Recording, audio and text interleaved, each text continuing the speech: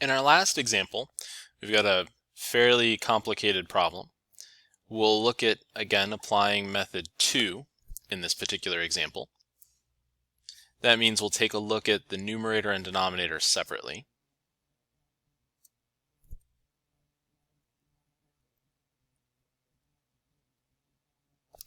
Looking at the expression that we have in the numerator, our common denominator is going to be x plus 7 times x minus 1.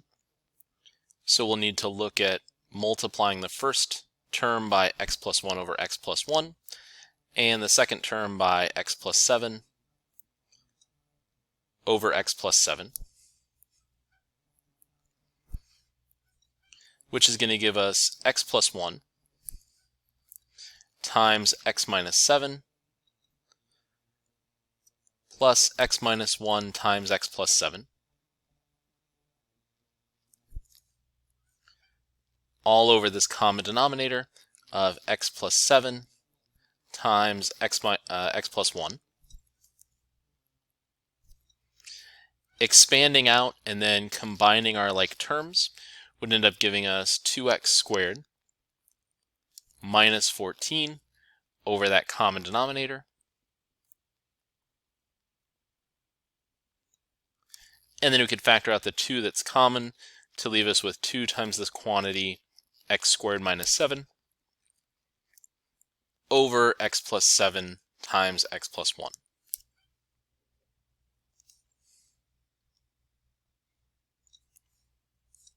Looking at the expressions that we have in the denominator, we have x over x plus 1 minus 4x minus 7 over x.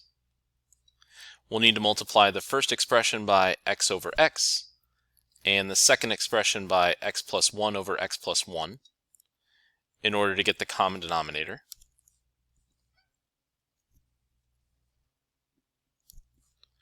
So we'll have x times x minus 4x minus 7 times x plus 1 all over the common denominator of x times x plus 1. Expanding everything out and then reducing in the denominator is going to leave us with, in the numerator, is going to leave us with negative 3x squared plus 3x plus 7 all over x times x plus 1. And now we can put these pieces back together as our entire rational expression. What we have would be 2 times the quantity x squared minus 7 all over x plus 7 times the quantity x plus 1. And then we would want to divide by that expression that we have in the denominator or multiply by its reciprocal. So we'd multiply times x times the quantity x plus 1 all over negative 3x squared plus 3x plus 7. In this case, all that's going to reduce will be x plus 1 over x plus 1. So we can rewrite this as 2x times the quantity x squared minus 7.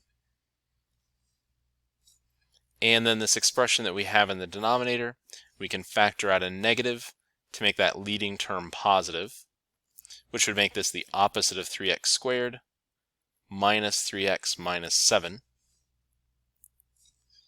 So in the denominator, we would have the opposite of x plus 7 times 3x squared minus 3x minus 7.